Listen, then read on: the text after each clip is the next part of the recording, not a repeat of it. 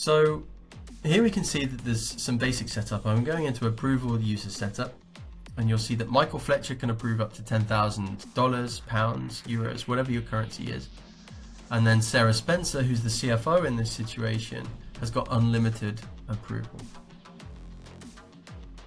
We're also going to set up what's called workflow user groups. And this is really a simple group to just say everybody that's in this approval hierarchy belongs to this group.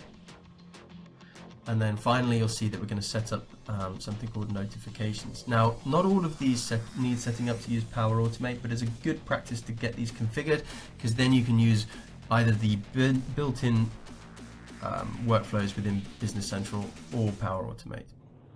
So once we've done that, we're going to flick across and create a new purchase invoice. And you'll see here it's very quick to do. We just pop in the supplier, the vendor's name, and then you can see that when we request an approval, there is no workflow configured for this type of record.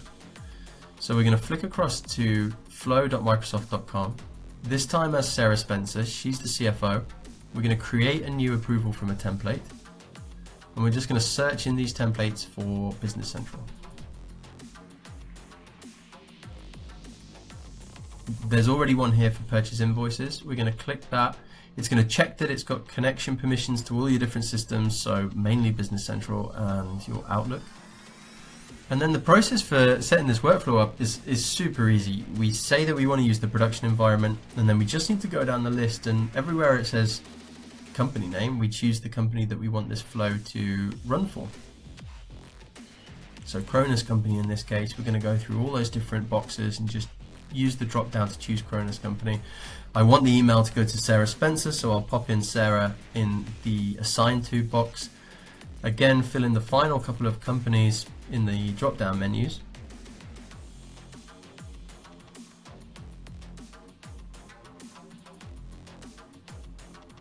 Check that there's no more.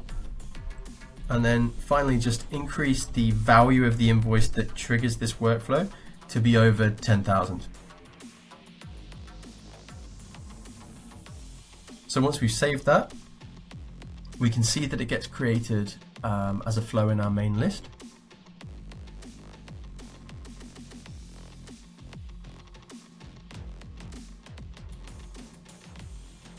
And then we can go ahead and actually carry on that purchase invoice. So we'll put in the supplier, the vendor's invoice number. We'll choose one of the items. I'm going to make sure that this invoice is over $10,000, over £10,000.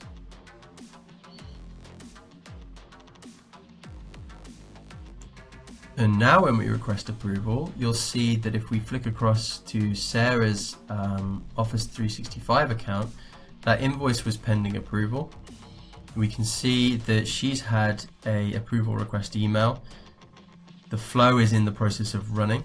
Just jump back into that email. We can add a brief approval comment or a rejection comment as well.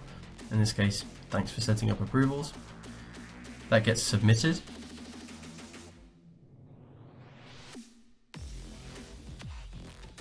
We can see there that it's now succeeded. And if we go back into Business Central, the pending approval becomes released, and we can carry on with that process of posting the invoice.